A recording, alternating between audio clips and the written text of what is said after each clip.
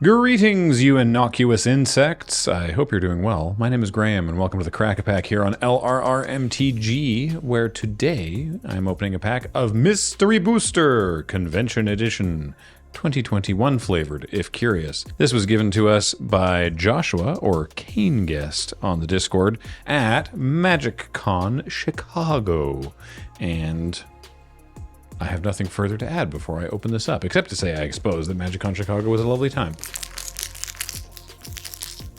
And that I always forget how difficult these ones are to open.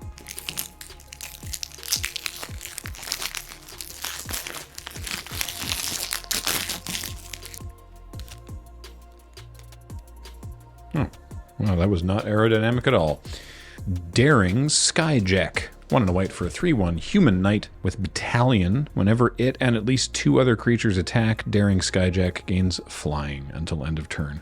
Originally printed in, I'm going to say Gate Crash, because that would have been the set with Boros Battalion.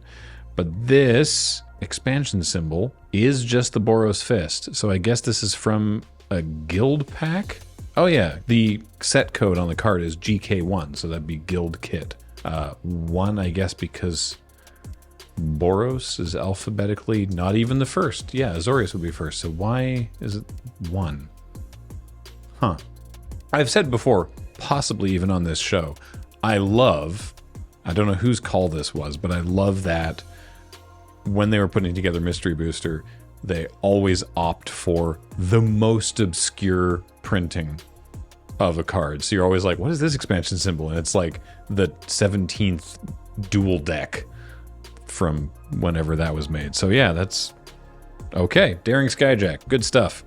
Our second white card is Charge. It's a single white mana for an instant. Creatures you control get +1/+1 until end of turn. Yeah, right. Neat stuff. Remember that the way that these packs are collated is the first 10 cards are all 2 white, 2 blue, 2 red, 2 black, 2 red, 2 green, so that there's an even color split, and then it gets silly. Although we're right into an uncommon, because just these packs are, it's Mystery Booster. If you haven't played Mystery Booster and you're at a convention and they're doing Mystery Booster drafts, highly recommend. It's a hoot. Sir Eleonora the Discerning. Maybe you too can be discerning of which limited Magic events you choose to play. And we thank you for choosing Loading Ready Run Chaos. 3 blue for a star 4 human knight. Sir Eleonora's power is equal to the number of cards in your hand. When she enters the battlefield, draw a card, and spells your opponent's cast that target Sir Eleonora cost 2 more to cast, which is a fancy way of saying she's got ward. But it's functionally different than ward, because ward counters, and so you can get around it with cards that say can't be countered, and this is not that. But they would have used ward if ward existed, but she different. She's just built different. What can I say? Repulse is our second blue card. 2 and a blue. For an instant, return target creature to its owner's hand. Draw a card. Yeah, always a fan of being repulsive. Doomed Dissenter. 1 and a black for a 1/1 human. When Doomed Dissenter dies, there's no other D word in this whole card. Create a 2/2 black zombie creature token.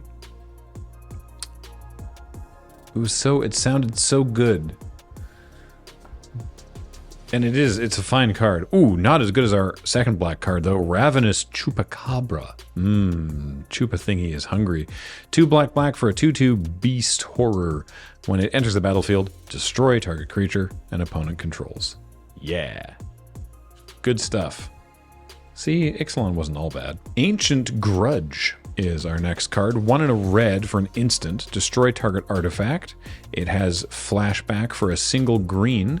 This is the printing from Modern Masters 3, and it has a meme as its flavor text. Not that they put a meme on the card. The cards, this is where it started, to be clear. If there's anything a werewolf hates, it's a collar. Especially Avacyn's collar, the symbol of her church. It just reads as very like, you see, the joke is that Avacyn's collar is the symbol of her church. It's very, my mother was killed photographing spiders in the rainforest before she died or whatever. It's an awkward sentence and people riffed on it a lot. Lightning Talons is our next card. 2 and a red for a creature enchantment. The enchanted creature gets +3/+0 and first strike. Yeah, I mean, if you're going to spend 3 mana on a creature aura, it better do something like that. So yeah, good stuff. Also, this is from Battle Bond, this particular variant, because it doesn't say creature you control, so you could put it on your partner's. You could put it on your opponent's creature if you want it out of the game faster, but I think functionally the idea is you could put it on your partner's creature. Our first green card is Blastoderm. It's a Blastoderm from the Pastoderm. 2 green for a 5/5 beast with Shroud and Fading 3.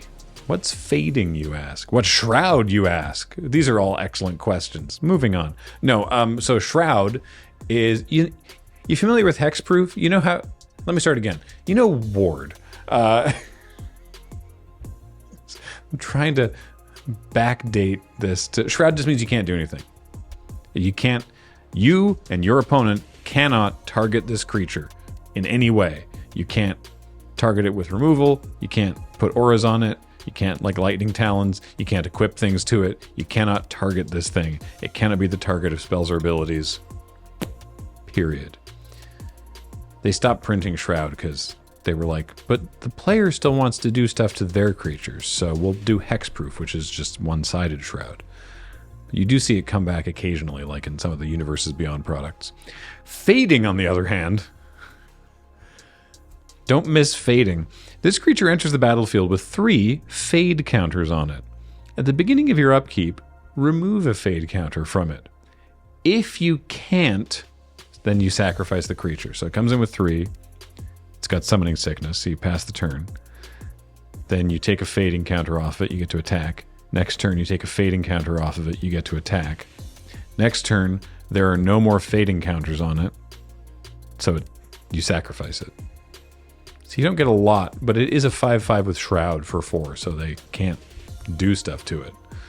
But also you can't use combat tricks because it's Shroud. Anyway, I've spent longer talking about Blastoderm than any other card in this pack, and I don't think Blastoderm necessarily deserves that. Hey, look, it's another thing from Battle Bond. It's Beast Within. 2 and a green for an instant. Destroy target permanent, even a land. Its controller creates a 3/3 beast creature token. Good stuff. Beast Within's always fun. All right. Now, let's get into the silly stuff in the Mystery Booster Pack. Pillory of the Sleepless from Magic 25. Masters 25? Yeah, one of them. 1 white black for a creature enchantment. The creature can't attack or block, and the enchanted creature has, at the beginning of your upkeep, you lose 1 life. It's not the enchanted creature's controller, because then that being this, I know I've told this story before. I learned this the hard way at a Grand Prix. You control the enchantment. So if the enchantment said the enchanted creature's controller loses 1 life every upkeep, that'd be on you to remember. But because it says the enchanted creature has, at the beginning of your upkeep, you lose 1 life, that means it's the controller of the creature's job to remember that they're losing 1 life every turn. Whee! Next is Sandstep Citadel. It's one of the tri-lands from Khans. It enters the battlefield tapped, and it taps for white, black, or green.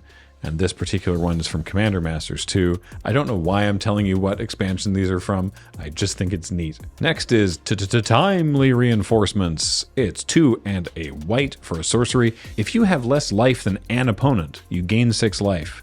If you control fewer creatures than an opponent, you make 3 1/1 white soldier tokens. Yes, this is great. This is a very good anti-aggro stabilization card.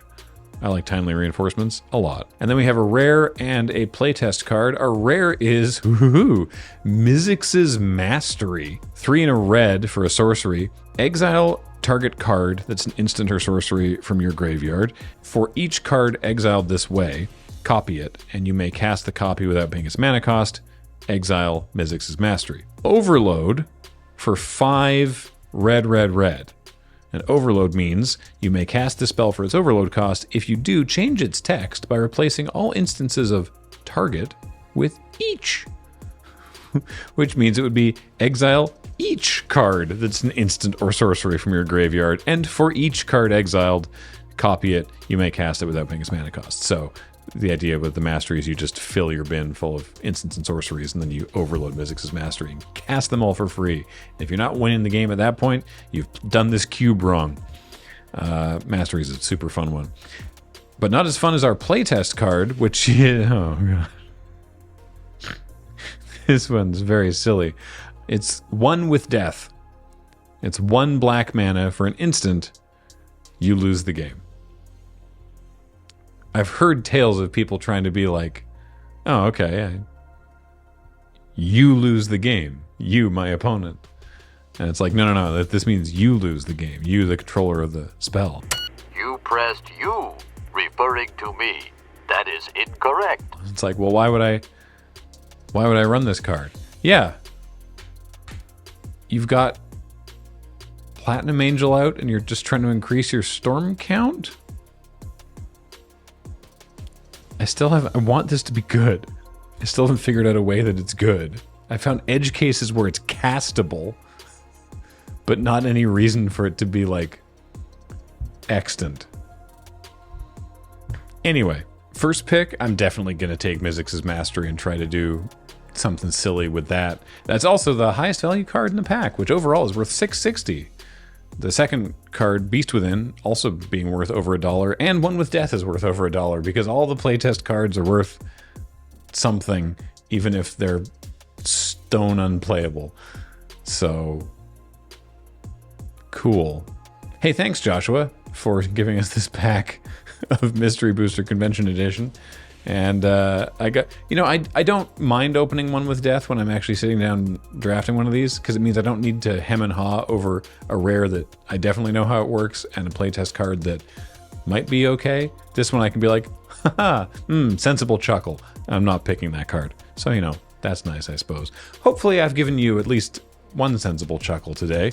Or, maybe you just briefly snorted air through your nose. We take those. We count those. Those count. Counts as being entertained. Until next time, I have been Graham, joined by Paul on tech. Matt edits these with Jordan, and Heather gets them online. And thank you all so much for watching today.